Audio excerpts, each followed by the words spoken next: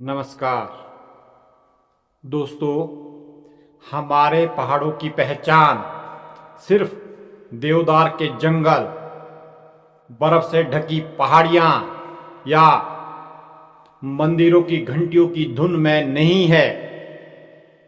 हमारी असली पहचान है हमारी भाषा में, हमारी बोली में, हमारा पहनावा, हमारे रीति रिवाज, हमारी संस्कृति में है।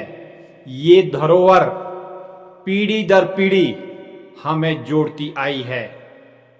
लेकिन आज विडंबना ये है, जो लोग सबसे ज्यादा कहते हैं हम अपनी संस्कृति का प्रचार कर रहे हैं, हम अपने कल्चर का प्रचार कर रहे हैं,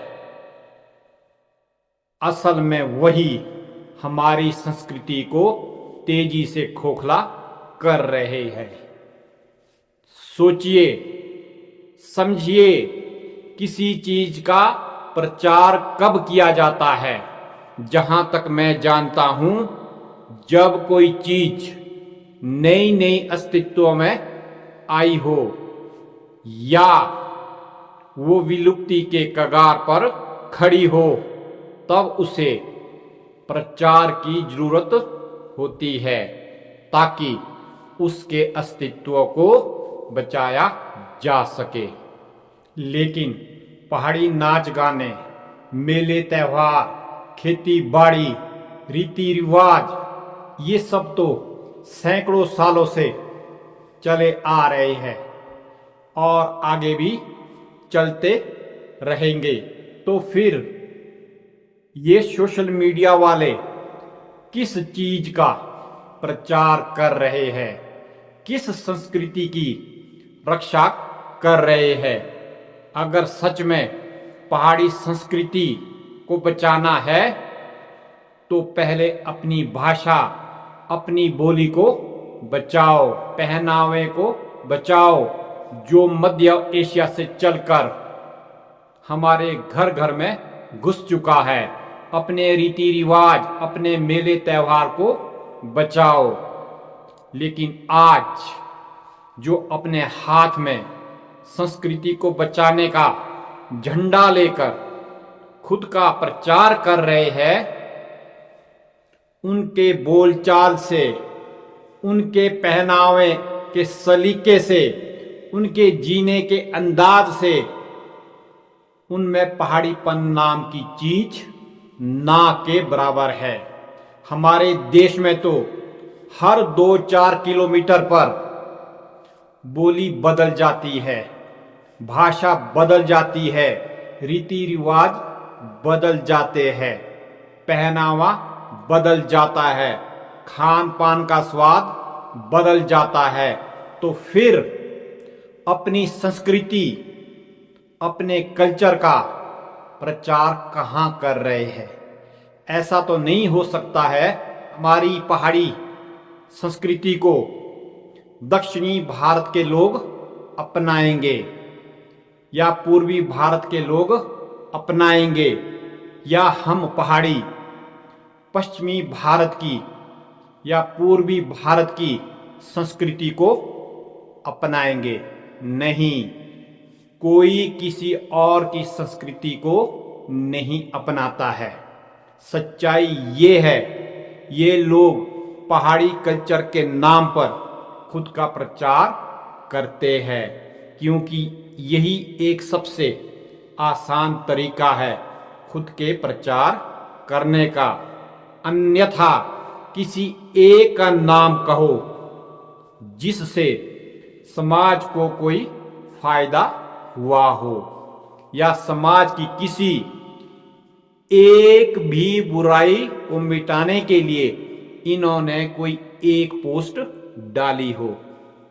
हमारे हिमाचल में ही देख लो, एक गांव से दूसरे गांव जाते ही लोकगीत का सुर बदल जाता है, रीति रिवाज बदल जाते हैं, बोली का लहजा बदल जाता है, खाने पीने का स्वाद बदल जाता है, यहाँ तक कि आस्था के केंद्र हमारे देवी देवता भी बदल जाते हैं।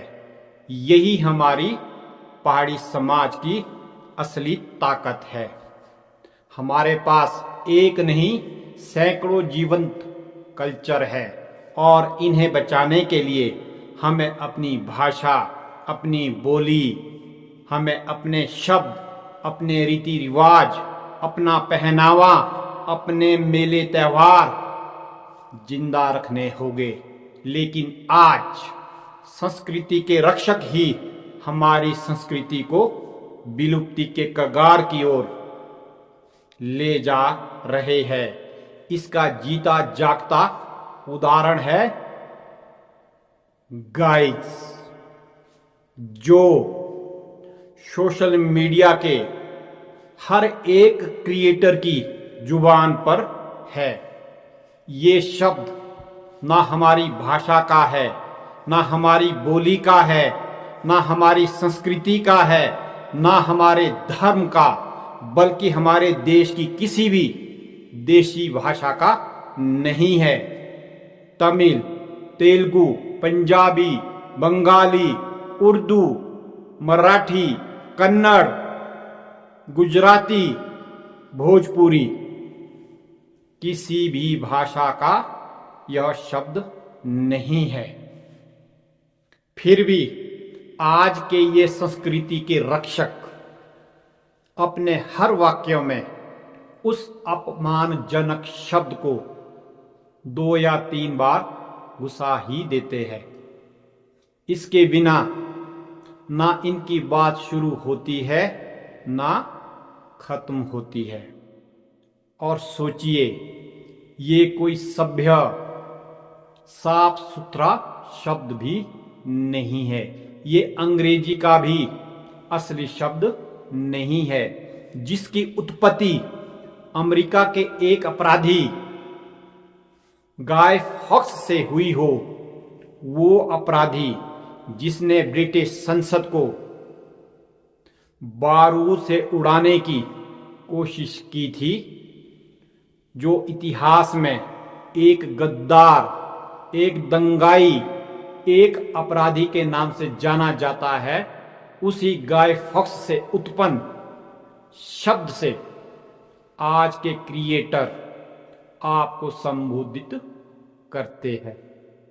एक ऐसे शब्द से जिसे ब्रिटेन में एक समय गाली माना जाता था, जिसे सिर्फ अजनबी के लिए, अपराधी मर्द के लिए बोला जाता था। कभी कभार किसी करूप आदमी के लिए भी कहा जाता था।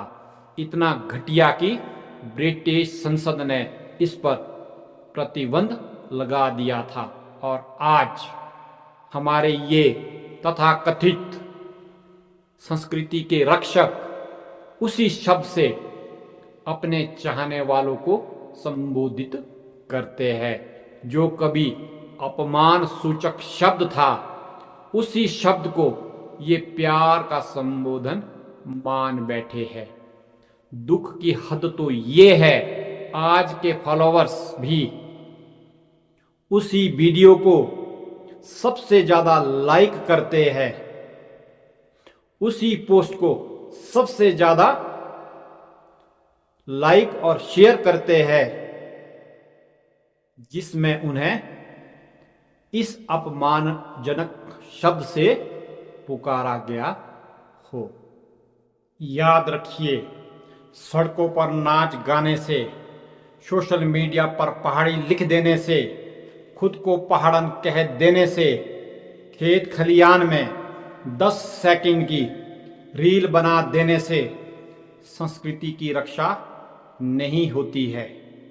गाय बकरी के पास खड़े होकर दिखावे के लिए फोटो खिंचवाने से संस्कृति की रक्षा नहीं होती है।